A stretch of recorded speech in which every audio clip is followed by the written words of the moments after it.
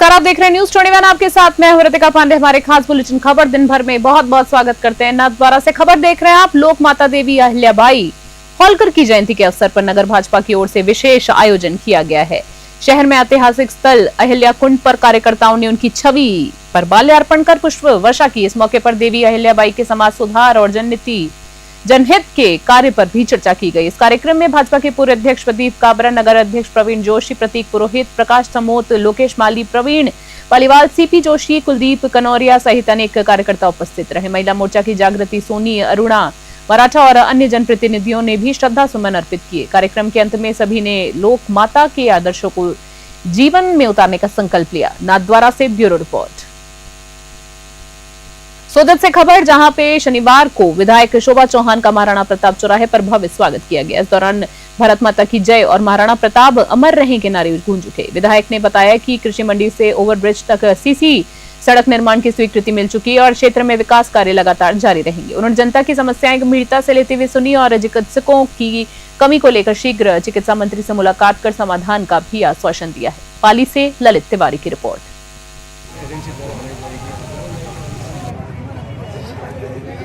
विकास कार्य हो रहे हैं, सुजित रोड में विकास कार्य खूब हुए। वैसे तो अभी मैंने बजट घोषणा पे ली है, कॉलेज बच्चियों के लिए कॉलेज करवाई और काफ़ी मतलब क्षेत्र में जो जो समस्याएं बताई गई थी, जो कंटालिया बांध का वो था वो भी करवाया यहाँ पे। और हॉस्पिटल के लिए मेन समस्या यहाँ की ये है कि इतना बड़ा पॉपुलेशन है यहाँ की, 20-25 हज़ार पॉपुलेशन होगी और एक भी डॉक्टर अभी यहाँ हॉस्पिटल में नहीं है। ये बहुत भारी समस्या है हमारे सोजत रोड की। तो मैं इस मामले में पहले भी मंत्री जी से मिली हूँ, अब भी जाके मैं मांग करूँगी कि जल्दी से जल्दी यहाँ पे डॉक्टर की व्यवस्था की जाए, पदों को भरा जाए। काफ़ी पद खाली पड़े हैं और लोगों को भी अभी जो मौसमी बीमारियाँ चल रही है उसको देखते हुए यहाँ डॉक्टर लगाना।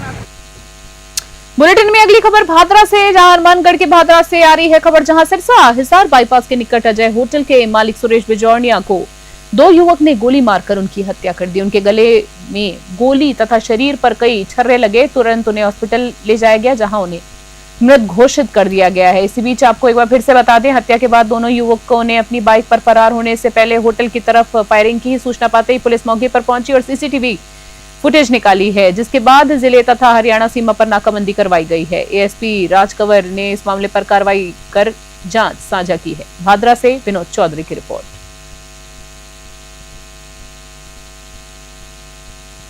ये इसमें भादरा के अंदर अजय होटल पे तो इसमें मर्डर हो गया। तो मृतक है, उसका नाम सुरेश है, मारने वाला है वो कपिल है। तो वो एक आइडेंटिफाई हो गया, उसके साथ में एक जना और था, तो उसको वो अभी आइडेंटिफाई नहीं हुआ है। तो बाइक पे आए थे दो जने और उन्होंने आते फायरिंग करी। फायरिंग करने से सुरेश की डेथ हो गई। तो उसके अभी टीम गठन कर दिया गया है। तो उसमें हमारे टीम गठन में 6 SHO हैं, एक डिप्टी एसपी है। तो टीम गठन करके उसमें प्रयास कर रहे हैं और दबिश दी जा रही है और जल्दी उसे दस्तयाब कर लिया जाएगा। बारां जिले के नाहरगढ़ रेंज में वन विभाग ने बड़ी कार्रवाई को अंजाम दे दिया है, जिससे अतिक्रमणियों में हड़कंप मच गया है। वन विभाग ने 700 बीघा वन भूमि से अतिक्रमण हटाया है, जिसमें रेंज के सीगरी नाका अंतर्गत लाटखेड़ा क्षेत्र में लगभग 700 बीघा भूमि पर भूमाफियाओं द्वारा अतिक्रमण कर रखा था, जिस पर मारा उपवन संरक्षक अनिल यादव और वन विभाग के कर्मचारियों ने भारी पुलिस जाब्ते की मौजूदगी में अतिक्रमण मुक्त कराया है। उपवन संरक्षक अनिल यादव की लगातार वन भूमि पर अतिक्रमियों के खिलाफ कार्रवाई जारी है और आगे भी जगह जगह पर अतिक्रमण हटाया जाएगा। बारां से हरीश शर्मा की रिपोर्ट।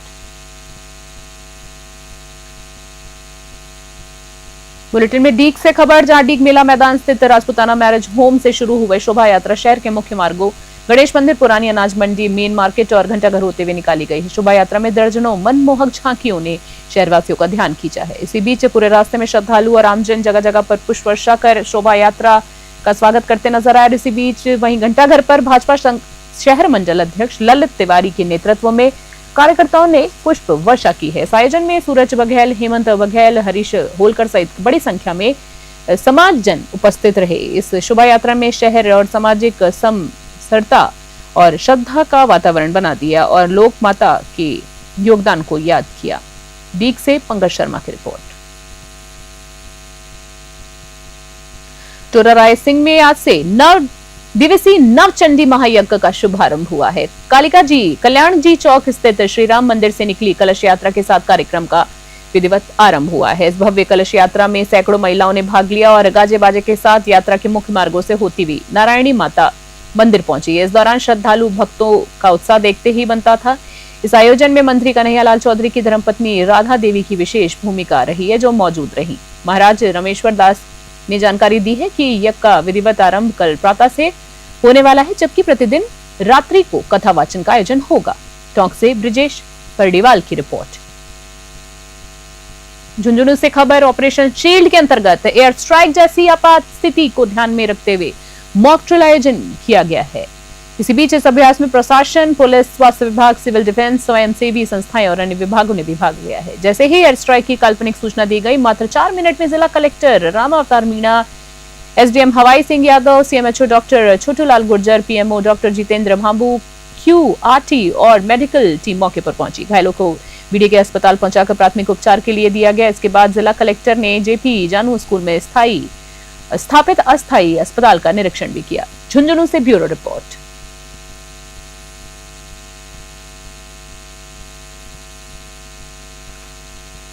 भारत सरकार के करौली से खबर देख रहे हैं, जहां भारत सरकार के निर्देशानुसार करौली जिले में ऑपरेशन शील्ड के तहत मॉक ड्रिल शनिवार को शाम 5 बजे राजकीय पीजी महाविद्यालय में आयोजित की गई है। जिला कलेक्टर नीलाभ सक्सेना ने बताया है कि मॉक ड्रिल के दौरान एयर बम अटैक चेतावनी सायरन ही बजते ही सिविल डिफेंस के बचाव एवं राहत दल सहित नागरिक सुरक्षा से संबंधित सभी विभाग सक्रिय हो गए हैं और कंट्रोल रूम की सूचना के आधार पर अभ्यास स्थल पर तत्काल पहुंचे हैं और बचाव एवं राहत कार्य शुरू कर दिए हैं। इस दौरान 10 से 15 घायल नागरिकों को सकुशल रेस्क्यू किया गया और एम्बुलेंस के माध्यम से अस्पताल पहुंचाया गया है। इस दौरान पुलिस अधीक्षक ब्रजेश ज्योति उपाध्याय ने बताया है कि मॉक ड्रिल आपदा से समय, त्वरित और प्रभावी प्रतिक्रिया सुनिश्चित करने की दिशा में एक महत्वपूर्ण अभ्यास सिद्ध हुआ है। करौली से राधा रमन सारस्वत की रिपोर्ट। दोनों की ड्रिल्स करनी है। मॉक ड्रिल हमने गवर्नमेंट पीजी कॉलेज करौली में करी है, जिसमें लगभग 20 लोगों का इवैक्यूएशन करवाया गया। Civil defence, home guard, medical team, police, समस्त विभागों से कोऑर्डिनेशन करके सबका रिस्पॉन्स टाइम चेक किया गया और इंटर डिपार्टमेंटल कोऑर्डिनेशन में कोई कमी न आए। भिवाड़ी से खबर, जहां एसपी ज्येष्ठा मैत्री के निर्देशन में पुलिस ने बड़ी कार्रवाई करते हुए बाइक चोर गिरोह का पर्दाफाश किया है। 4 आरोपी गिरफ्तार किए गए हैं, जिनके पास से 8 चोरी की मोटरसाइकिल्स बरामद की गई हैं। साथ ही 18 मई को हरिकिशन नामक व्यक्ति ने भिवाड़ी थाने में बाइक चोरी की शिकायत दर्ज कराई थी। जांच के दौरान पुलिस को 28 मई को कहरानी पानी की टंकी के पास 3 संदिग्ध युवकों की सूचना मिली।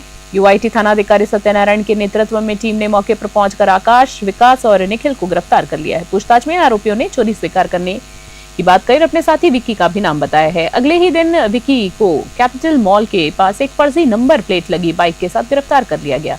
पुलिस ने आरोपियों की निशानदेही पर 8 मोटरसाइकिल बरामद की है। साथ ही इसके साथ ही चोरी के माल को खरीदने वाले कबाड़ियों और मिस्त्रियों की भी जानकारी दी है। भिवाड़ी से मोहम्मद शकील की रिपोर्ट।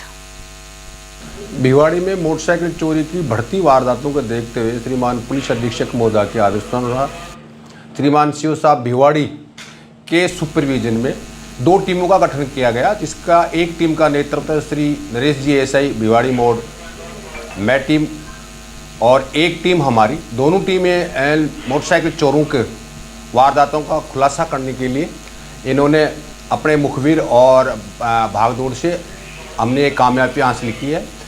4 मुलजिम हमने गिरफ्तार किए हैं, इनसे 8 मोटरसाइकिल बरामद की हैं। इनसे जब पूछताछ की तो इन्होंने बताया कि चारों एक साथ चाहे मोटरसाइकिल कोई भी चोरी कर लाओ। इन्होंने एक बंद फैक्ट्री भिवाड़ी में उसको एक अपना पार्किंग स्टैंड बना रखा था। जो भी मोटरसाइकिल चोरी करके ले जाते थे उस फैक्ट्री में ये खड़ी कर देते थे और वहाँ से फिर ये आपस में वहीं से सौदेबाजी करते थे। ये मोटरसाइकिल जो चोरी की लाते थे उसका सामान निकाल करके कबाड़ी को बेचते थे और मोटरसाइकिल मिस्त्रियों को भी, जो मोटरसाइकिल ठीक करते हैं, उनको भी ये सामान वहाँ से बेचते रहते थे।